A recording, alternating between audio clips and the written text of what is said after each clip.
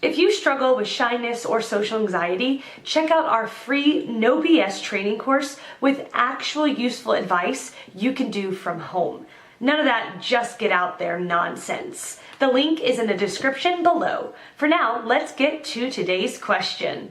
The question, is being shy and reserved a bad thing? Answer by Albert Buchert. A. At the individual level, shyness is a bad thing. Yes, it is very bad. In the sense that it will never be useful to be shy, it will never help you in any way and will never permit you to fulfill your dreams.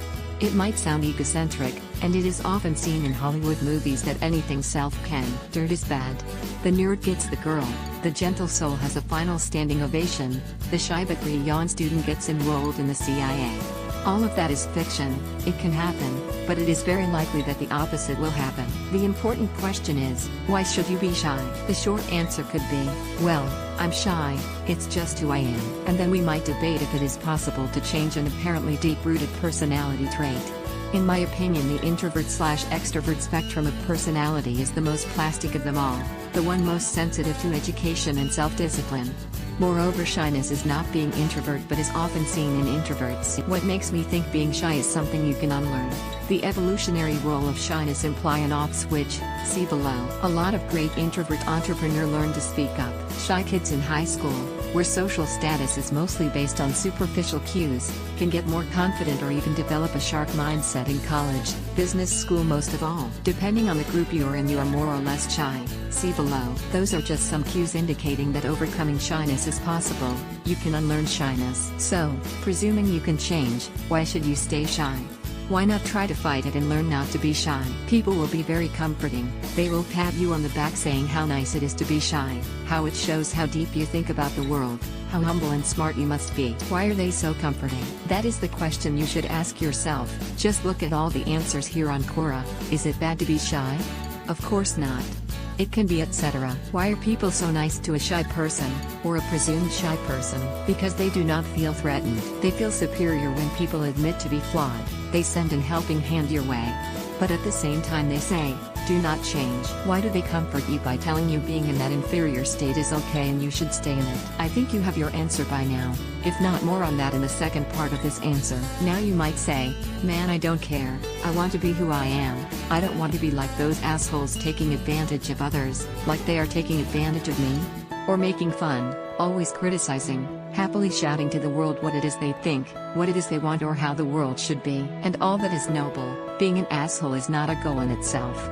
Being an astronaut on the other hand is pretty awesome. Not changing because you fear you could become the selfish asshole you hate is a mistake. It is really a defense in the psychodynamic sense, the rationalization of a more or less conscious conflict between your superego, internalized rules of conduct, and your ego. A failure of the ego to accept its limits as its own because of a severe and overly limiting superego. You do not accept who you are because you did not accept nor recognize your internalized rules as your own. Those rules need to be understood and chosen willingly by you. That's true freedom. The pathology of the psychological apparatus is seen not in a particular state over another, but when the flow between states get clogged, loses fluidity, to the point of becoming rigid. You need to refresh your model of the world and yourself. Why? Because the opposite of being shy is not being self-centered, or being controlling, or being an asshole. The opposite of being shy is being assertive. You can be assertive and generous. You can be assertive and humble. You can be assertive and gentle. Whatever your goals are, whether they be selfish or generous, small or grandiose, being assertive will help you fulfill them in so many ways, and the world will positively respond to you. If your will is to go hide in shame, to weakly speak up your name against the howling winds of our chaotic society, you will end up exactly where you think you should be, hiding under some rug. And you will probably be bitter about it at one point, if not already, when you will realize it was not about what you are really worth or how beautiful your goals are, but about how well you present it to others. On the other hand, the environment is responsive to strong statements. But for that you have to take responsibility for uncertainty, you have to assert in front of doubt, you have to be sure when there is uncertainty. B. Why is there so many shy people? What is shyness? Why is it conserved through evolution? Shyness is a social control switch solidifying the structure of the group. It is a mechanism people unconsciously respect. I believe that we have an internal sensor for where we stand in the social ladder. We need to go back to an age before civilization to see its use, or to focus on groups of primate In those primate groups there is often a clear hierarchy. The dominant male decides and mates, the higher betas are sometimes able to mate, and lower betas are just here to take care of the women in the group. Shyness is a higher form of submission. You might say, well, if there is only the alpha who mates, shyness should not be conserved through evolution. But it is, and it is one more cue indicating shyness can be overcome. Social status is fluid, it has to be highly adaptive. Because when a young male has to take over, he has to feel unconsciously that now is the time to make a stand.